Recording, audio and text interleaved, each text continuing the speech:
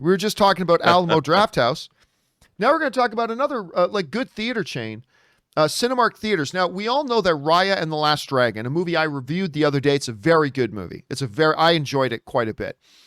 Raya and the Last Dragon is coming out. It's going to be hitting on the 5th, I believe, in a couple of days. It's going to be hitting Disney Plus, and it'll be opening up in about 2,000 screens across the country as theaters have, been reopening. Here's the catch. Apparently, though, Cinemark will not be one of those theater chains to be playing it. At the heart of it, and the reports have not gone into incredible detail, but it seems like at the heart of it is whenever a movie is coming out, the distributor and the theater chains work out basically a lease deal, if you will. Like, you get to play the movie in your theaters. We will play your movie in our theaters. You get this, we get this, you get that, we get the other thing. And they work out a deal for each individual film. Sometimes they negotiate them in block deals. Sometimes it's individually.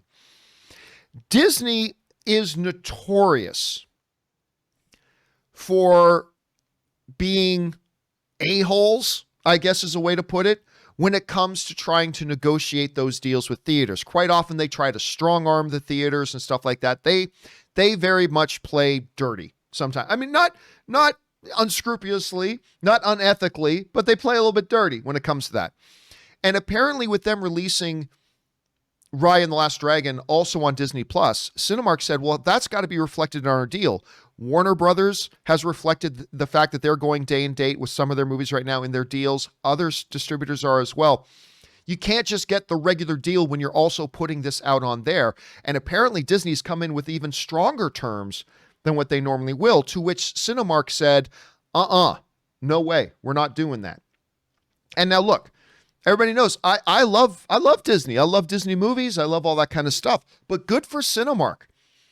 Good for Cinemark. Look, I'll never blame anybody, Rob. It ain't, as you always say, it ain't show friends, it's show business.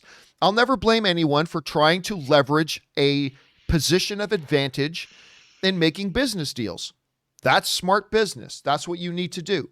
And if Disney sees themselves as being in a strong position right now, and they think they can enforce stronger terms on another company that's in a disadvantage right now, hey man, that's business. But good for Cinemark for planting their foot down and saying, no, we're not going to let you screw us over. We're not going to bend over for you and then say, thank you, sir. May I have another?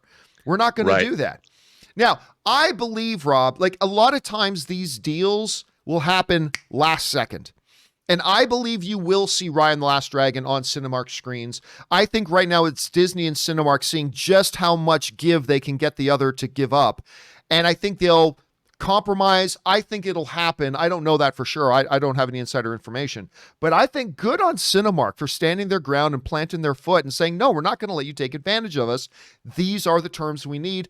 And I think they'll work it out. Rob, you see this. What do you think is going to come out of the woodwork here? Well, it's hard. I think it's hard to say. I mean, theaters are in a fight for their lives right now, John. And I think what they're looking for is they want to have support from the studios that supply them with their very lifeblood, which is movies.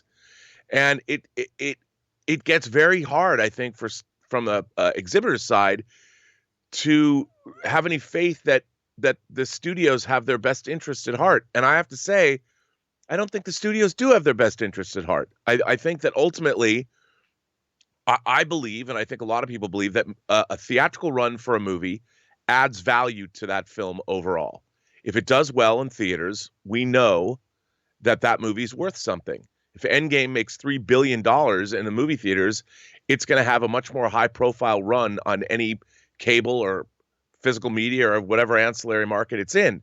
So theatrical releases add value. But again, when you're undercutting by releasing day and date, like Warner Brothers is doing this year, and Disney now is doing with Raya, and is it Raya or Raya? Raya. Raya, then I get it. I get where the ire comes from. However, Bob Chapek, he was speaking outside of a Disney investor event the other day and said, we might have to shorten these theatrical windows. The world is changing and they have to figure out a way to make it work. And if we're down to a 30 or 45 day window for exhibitors, then people are going to have to be like, well, are they going to go out to the movie theaters or wait 30 days? I mean, it's a new world and it's being reforged every single day. And I want movie theaters to survive, but I have a feeling that unless it's something like Avengers Endgame, we're not going to see a lot of theatrical runs for studio product. I mean, the little things, would that have done well in movie theaters? I don't know, but maybe moving it to HBO Max was the right thing to do. I think a Disney animated feature has a lot of value in the theater. So, I don't know. All right, question is, guys, what do you think about this? Jump on down into the comments section below and let us know your thoughts. Okay, guys,